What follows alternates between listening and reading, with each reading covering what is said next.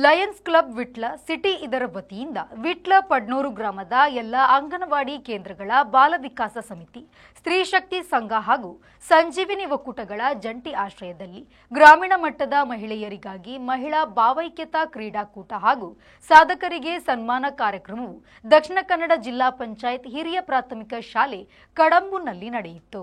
Lions club Vitla ಸಿಟಿಯ ಸ್ಥಾಪಕ ಅಧ್ಯಕ್ಷರಾದ ಬಿ ಸಂದೇಶ್ ಶೆಟ್ಟಿಯವರ ಸಂಯೋಜಕತ್ವದಲ್ಲಿ ನಡೆದ ಈ ಕಾರ್ಯಕ್ರಮವನ್ನು ಲಯನ್ಸ್ ಜಿಲ್ಲೆ 317ಡಿ ಜಿಲ್ಲಾ ರಾಜ್ಯಪಾಲರಾದ ಅರವಿಂದ್ ಶೆಣೈ ಕುಡ್ವಿ ಉದ್ಘಾಟಿಸಿ ಕಾರ್ಯಕ್ರಮಕ್ಕೆ ಶುಭವನ್ನ ನುಡಿದರು.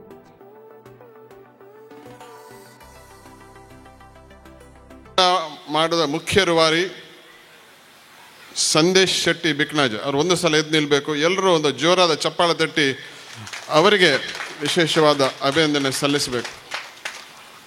ನಾನು ಮತ್ತು ಇತರ ಎಲ್ಲ ಗಣ್ಯರು ವೇದಿಕೆಯಲ್ಲಿದ್ದಾರೆ. ಅವರು ಮಾತ್ರ ವೇದಿಕೆಯ ಮುಂಭಾಗದಲ್ಲಿ ಕೆಳಗೆ ಕೂತಿದ್ದಾರೆ. ಎಲ್ಲ ಮಾಡಿದ್ದವರೇ, ಆದರೆ ಅವರು ಮಾತ್ರ ಅಲ್ಲಿ ಕೆಳಗಿದ್ದಾರೆ. ಅದು ಅವರ ವಿನಯತೆ ಮತ್ತು ಒಂದು ಸ್ಫೂರ್ತಿ ಎದು ತೋರಿಸ್ತದೆ. ಮತ್ತೊಮ್ಮೆ ಅವರಿಗೆ ನಾನು ಲಯನ್ಸ್ ಜಿಲ್ಲೆಯ ಪರವಾಗಿ ಅಭಿನಂದನೆ ಸಲ್ಲಿಸ್ತಾ ಇದ್ದೇನೆ. ಲಯನ್ಸ್ ಕ್ಲಬ್ ವಿಟ್ಲ ಸಿಟಿಯು ಸ್ಥಾಪನೆಯಾದ ದಿನದಿಂದ ವಿಟ್ಲ ಭಾಗದಲ್ಲಿ ಅತ್ಯುತ್ತಮ ಸೇವಾ ಕಾರ್ಯಕ್ರಮ ಮಾಡಿ ಬಂದಿದೆ. ಈ ಒಂದು ಕ್ಲಬ್ಬನ್ನು ಸ್ಥಾಪಿಸಲು ರೂವಾರಿ ಸುದರ್ಶನ್ ಪಡಿಯಾರ್ ಅವರು. ಈ ಲಯನ್ಸ್ ಕ್ಲಬ್ ಆಗಲಿ, ಪುತ್ತೂರಲ್ಲಾಗಲಿ, ನಮ್ಮ ಲಯನ್ಸ್ ಜಿಲ್ಲೆಯಲ್ಲಾಗಲಿ ಅವರ ಹೆಸರು ಒಂದು ಮನೆ ಮಾತು. ಯಾವ ಕಾರ್ಯಕ್ರಮ ಆದರೂ ಸುದರ್ಶನ್ ಪಡಿಯಾರ್ ಇಲ್ಲದೆ ಆಗುವುದಿಲ್ಲ. ಅವರ ಈ ಮುತುವರ್ಜಿ ಇನ್ನು ಮುಂದೆ ಸಹ ಮುಂದುವರಿಯಲಿ. ನಿಮಗೆ ನಾನು ವಿಶೇಷವಾದ ಶುಭವನ್ನು ಕೋರ್ತಾ ಇದ್ದೇನೆ. ಈ ಶಾಲೆಗೆ ವಿಟ್ಲ ಸಿಟಿಯವರು ಈ ಕಾರ್ಯಕ್ರಮದ ಅಧ್ಯಕ್ಷತೆಯನ್ನು ಲಯನ್ಸ್ ಕ್ಲಬ್ ವಿಟ್ಲ ಸಿಟಿಯ ಅಧ್ಯಕ್ಷೆ ಶ್ವೇತಾ ರವಿಕುಮಾರ್ ಅವರು ವಹಿಸಿದ್ದರು. ಮಾಜಿ ಸಚಿವ ಬಿ ರಮಾನಾಥ ರೈ ಅವರು ಆಗಮಿಸಿ ಶುಭ ಹಾರೈಸಿದ್ರು. ಕಾರ್ಯಕ್ರಮದ ಸಂಯೋಜಕರಾದ ಬಿ ಸಂದೇಶ್ ಶೆಟ್ಟಿಯವರು ಕಾರ್ಯಕ್ರಮವನ್ನು ಉದ್ದೇಶಿಸಿ ತಿಳಿಸಿ ಪ್ರಾಸ್ತಾವಿಕ ಮಾತುಗಳೊಂದಿಗೆ ಎಲ್ಲರನ್ನೂ ಸ್ವಾಗತಿಸಿದರು. ಕಾರ್ಯಕ್ರಮ ನಾವು ಮಾಡುವ ಅಂತ ಹೇಳುವ ಉದ್ದೇಶದಿಂದ ಈ ಒಂದು ಕಾರ್ಯಕ್ರಮವನ್ನು ಮಾಡಿದೆ. ಈ ಸಲ ಒಂದು ವ್ಯತಿರಿಕ್ತವಾಗಿ ಅಂದರೆ ಬೇರೆ ರೀತಿಯಲ್ಲಿ ಮಾಡೋಣ ಅಂತ ಹೇಳಿದ್ರೆ ಎಲ್ಲ ವಿಟ್ಲ ಪಡ್ನೂರು ಗ್ರಾಮದ ಎಲ್ಲ ಅಂಗನವಾಡಿಗಳ ಒಂದು ಸೇರಿಸಿಕೊಂಡು ಆ ಅಂಗನವಾಡಿಗಳಿಗೆ ಏನಾದರೂ ಮೂಲಭೂತ ಸೌಕರ್ಯಗಳ ಕೊರತೆ ಇದ್ದರೆ ನೀವು ಹೇಳಿ ಅಂತ ಹೇಳಿದೆ. ಅವರು ಹೇಳಿದ ಒಂದು ಬೇಡಿಕೆಯನ್ನು ನಾವು ಕೊಡ್ತೇವೆ ಎನ್ನುವ ಭರವಸೆಯನ್ನು ಕೊಟ್ಟಿದ್ದೆ. ಆ ಒಂದು ಭರವಸೆಯಿಂದ ಅವರು ಏನು ಹೇಳಿದಾರ ಅವರಿಗೆ ಆ ಒಂದು ಬೇಡಿಕೆಯನ್ನು 11 ಅಂಗನವಾಡಿಗೂ ಒಂದೇ ವೇದಿಕೆಯಲ್ಲಿ ನಾವು ವಿತರಣೆ ಮಾಡುವ ಒಂದು ಕಾರ್ಯಕ್ರಮವನ್ನು ಇಟ್ಟುಕೊಳ್ಳೋಣ ಎನ್ನುವಂಥ ದೃಷ್ಟಿಯಲ್ಲಿ ಈ ಒಂದು ಕಾರ್ಯಕ್ರಮವನ್ನು ಇಟ್ಕೊಂಡಿದ್ದೆ. ಈ ಕಾರ್ಯಕ್ರಮದಲ್ಲಿ ನಿವೃತ್ತ ಮುಖ್ಯ ಶಿಕ್ಷಕರಿಗೆ, ಅಧಿಕಾರಿ ಹಾಗೂ ನಿವೃತ್ತ ಸೈನಿಕರಿಗೆ ಸನ್ಮಾನ ಹಾಗೂ ಗೌರವಾರ್ಪಣೆ ಮಾಡಲಾಯಿತು. ದಕ್ಷತೆ ಹಾಗೂ ಅರ್ಪಣಾ ಭಾವದಿಂದ ಕರ್ತವ್ಯ ನಿರ್ವಹಿಸಿರುತ್ತಾರೆ. ಪತ್ನಿ ಪ್ರೇಮ ಹಾಗೂ 2 ಮಕ್ಕಳೊಂದಿಗೆ ಸಂತೃಪ್ತ ಜೀವನವನ್ನು ನಡೆಸಿಕೊಂಡು ಬರುತ್ತಿರುವ ತಮ್ಮ ಮುಂದಿನ ಜೀವನ ಸುಖಮಯವಾಗಿ ಸಾಗಲಿ ಎಂದು ಆಶಿಸುತ್ತಾ ಲಯನ್ಸ್ ಕ್ಲಬ್ ವಿಟ್ಲ ಸಿಟಿ ವತಿಯಿಂದ ಕೊಡಲ್ಪಡುವ ಗೌರವದ ಸನ್ಮಾನ. ವಿಟ್ಲ ಪಡ್ನೂರು ಗ್ರಾಮದ ಎಸ್ಎಸ್ಎಲ್ಸಿ ಹಾಗೂ ಪಿಯುಸಿಯಲ್ಲಿ ಅಧಿಕ ಅಂಕ ಪಡೆದ ವಿದ್ಯಾರ್ಥಿನಿಯರಿಗೆ ಗೌರವಾರ್ಪಣೆ ಮಾಡಲಾಯಿತು.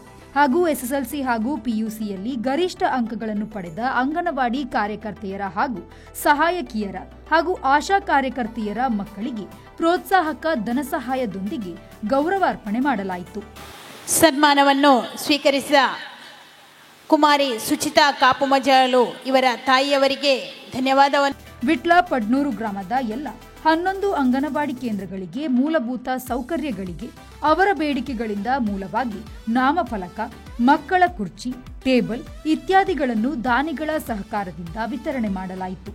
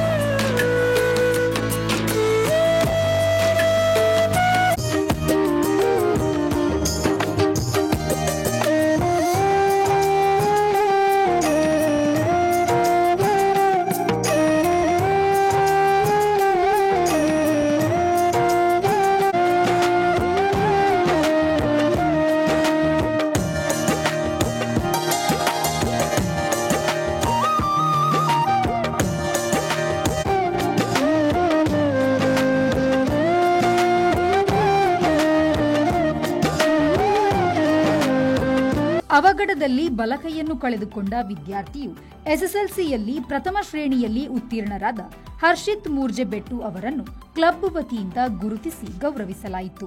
ಈ ವೇಳೆ ಲಯನ್ಸ್ ಜಿಲ್ಲಾ ಸಂಪರ್ಕ ಅಧಿಕಾರಿ ಸುದರ್ಶನ್ ಪಡಿಯಾರ್, ವಿಟ್ಲ ಪಡ್ನೂರು ಗ್ರಾಮ ಪಂಚಾಯತ್ ಅಧ್ಯಕ್ಷರಾದ ಜಯಂತ್ ಪಿ, ವಿಟ್ಲ ಪಡ್ನೂರು ಪ್ರಾಥಮಿಕ ಕೃಷಿ ಪತ್ತಿನ ಸಹಕಾರಿ ಸಂಘ ನಿಯಮಿತ ಕೊಡಂಗಾಯಿ ಇದರ ಉಪಾಧ್ಯಕ್ಷ ರವಿ ಶೆಟ್ಟಿ ಕಾರ್ಕಳ, ಮಾಜಿ ಅಧ್ಯಕ್ಷ ಸುಭಾಷ್ ಚಂದ್ರ ಶೆಟ್ಟಿ ಕೊಳಾಲು, ಎಸ್ಡಿಎಂಸಿ ಅಧ್ಯಕ್ಷರಾದ ಹಸೈನಾರ್ ಬಿಎಂ, ವಿಟ್ಲ ಪಡ್ನೂರು ಗ್ರಾಮ ಆಡಳಿತ ಅಧಿಕಾರಿ ವೈಶಾಲಿ, ವಿಟ್ಲ ಪಡ್ನೂರು ಪಂಚಾಯತ್ ಅಭಿವೃದ್ಧಿ ಅಧಿಕಾರಿ ಶ್ರೀಶೈಲ ಡೋಣೂರು, ದಕ್ಷಿಣ ಕನ್ನಡ ಜಿಲ್ಲಾ ಪಂಚಾಯತ್ ಹಿರಿಯ ಪ್ರಾಥಮಿಕ ಶಾಲೆ ಕಡಂಬು ಇದರ ನಿವೃತ್ತ ಮುಖ್ಯ ಶಿಕ್ಷಕರು ಶ್ರೀ ರಾಮಚಂದ್ರ ನಾಯ್ಕ, ದಕ್ಷಿಣ ಕನ್ನಡ ಜಿಲ್ಲಾ ಪಂಚಾಯತ್ ಹಿರಿಯ ಪ್ರಾಥಮಿಕ ಶಾಲೆ ಕಡಂಬು ಪ್ರಭಾರ ಮುಖ್ಯ ಶಿಕ್ಷಕಿ ರಶ್ಮಿ ಎಂವಿ, ಹಾಲು ಉತ್ಪಾದಕರ ಸಹಕಾರಿ ಸಂಘ ಕೊಡಂಗಾಯಿ ಇದರ ಉಪಾಧ್ಯಕ್ಷ ಹೇಮಾನಂದ ಶೆಟ್ಟಿ, ಲಯನ್ಸ್ ಕ್ಲಬ್ ವಿಟ್ಲ ಸಿಟಿಯ ಕಾರ್ಯದರ್ಶಿಯಾದ Dinakar Alva, DG coordinator Sunil Hegde, Lions club Vitla ಸಿಟಿಯ ಸದಸ್ಯರಾದ ಹಸೀನರ್ ತಾಳಿತ್ತನೂಜಿ, ರಾಘವ ಗೌಡನ, ಮೋಹನ್ ಕಟ್ಟೆ,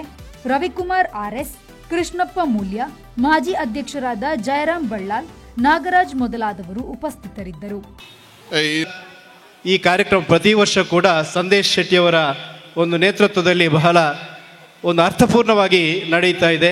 ಯಾಕಂತ ಹೇಳಿದ್ರೆ ಈಗಿನ ಸಮಾಜದಲ್ಲಿ ಮಹಿಳೆಯರಿಗೆ ತನ್ನದೇ ಆದಂತಹ ಸ್ಥಾನಮಾನ ಹಾಗೂ ಆ ಗೌರವ ಇರುವಂತಹ ಸಂದರ್ಭದಲ್ಲಿ ಅವರು ಕೂಡ ಈ ಒಂದು ದೀಪಾವಳಿ ಹಬ್ಬದ ಜೊತೆಗೆ ಅವರ ಬದುಕಿನ ಏನು ಅಡುಗೆ ಮನೆಯ ಕೆಲಸ ಕಾರ್ಯದ ಒತ್ತಡದ ನಡುವೆ ಅದೇ ರೀತಿ ಸ್ತ್ರೀ ಶಕ್ತಿ ಅಥವಾ ಇತ್ಯಾದಿ ಉಳಿತಾಯ ಯೋಜನೆಗಳನ್ನು ಸಂಗ್ರಹಿಸುವಂತಹ ಗೃಹಲಕ್ಷ್ಮಿಯಲ್ಲಿ ಬರುವಂತಹ ಹಣವನ್ನು ಇಟ್ಟು ಅದನ್ನು ಖರ್ಚು ಮಾಡುವ ಒಂದು ಆಲೋಚನೆಯಲ್ಲಿರುವಂಥ ಈ ಸಂದರ್ಭದಲ್ಲಿ ದೀಪಾವಳಿ ಹಬ್ಬದಲ್ಲಿ ಅವರ ಏನು ಆಸೆ ಆಕಾಂಕ್ಷೆಗಳಿದೆ ಅದೆಲ್ಲ ಭಗವಂತ ಈಡೇರಿಸಲಿ.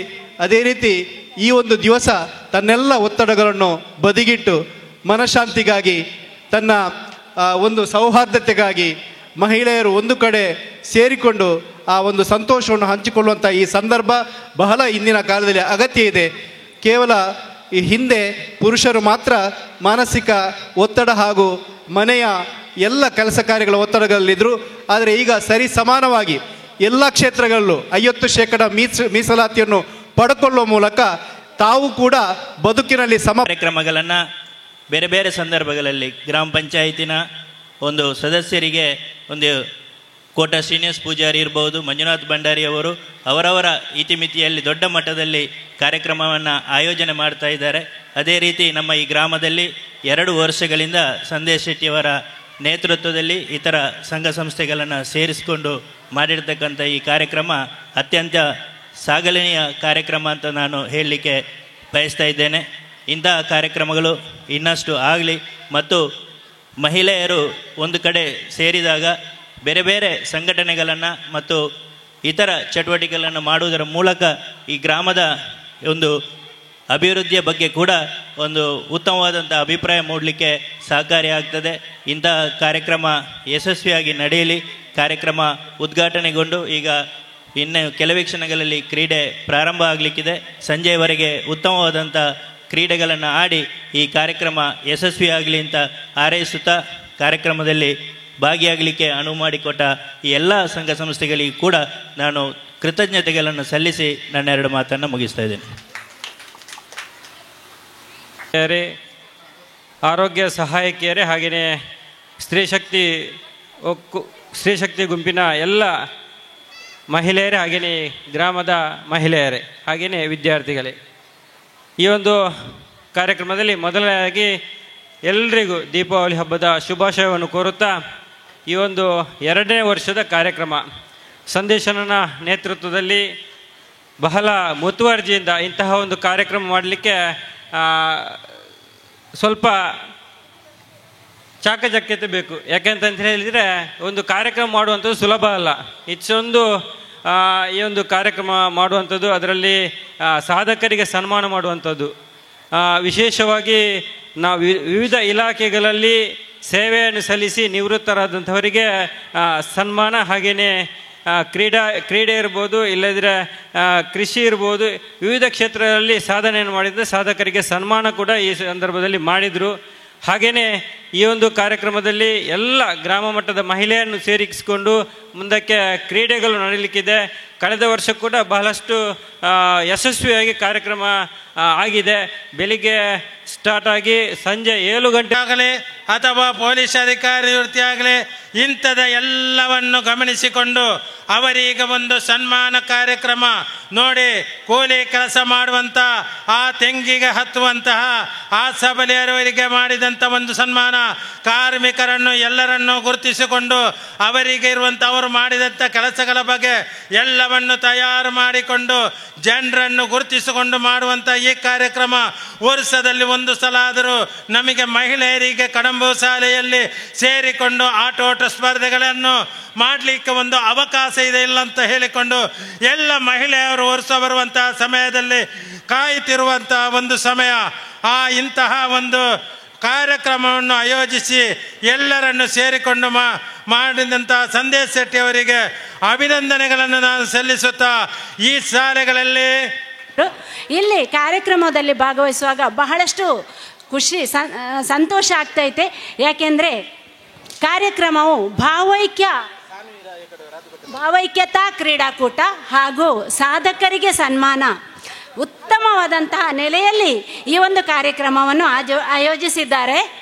ನಮ್ಮ ಅಂಗನವಾಡಿ ಕಾರ್ಯಕರ್ತೆಯರಿರ್ಬೋದು, ಆಶಾ ಕಾರ್ಯಕರ್ತೆಯರಿರ್ಬೋದು, ಸಹಾಯಕಿಯರಿರ್ಬೋದು, ತಳಮಟ್ಟದಲ್ಲಿ ತಮ್ಮ ಕರ್ತವ್ಯವನ್ನು ಸಾರ್ವಜನಿಕರಿಗೆ ಮತ್ತು ಇತರ ಎಲ್ಲ ಇಲಾಖೆಗಳಿಗೆ ಕೊಂಡಿಯಾಗಿ ಕರ್ತವ್ಯವನ್ನು ನಿರ್ವಹಿಸ್ತಾ ಇದ್ದಾರೆ.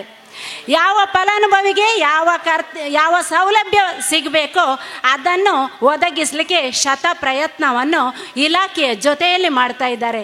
ಇಂತಹ ಒಬ್ಬ ಕಾರ್ಯಕರ್ತೆ ಇರ್ಬೋದು, ಸಹಾಯಕ ಇರ್ಬೋದು, ಆಶಾ ಕಾರ್ಯಕರ್ತೆ ಇರ್ಬೋದು, ಅವರ ಒಂದು ಮಕ್ಕಳು ಸಾಧನೆಯನ್ನು ಮಾಡಿದಾಗ ಅವರಿಗೆ ಒಂದು ಸನ್ಮಾನವನ್ನು ನೀಡಿರುವುದು ನಿಜವಾಗಿಯೂ ಇದೊಂದು ಶ್ಲಾಘನೀಯ ಕಾರ್ಯಕ್ರಮ. ಅದೇ ರೀತಿಯಲ್ಲಿ ಅಂಗನವಾಡಿಗೆ ಕಾರ್ಯಕ್ರಮವನ್ನು ರೇಣುಕಾ ಕೊಡಪದವು ನಿರೂಪಿಸಿದರು. ಮೊಹಮ್ಮದ್ ಅಲಿ, ವಿ4 ನ್ಯೂಸ್, ವಿಟ್ಲ.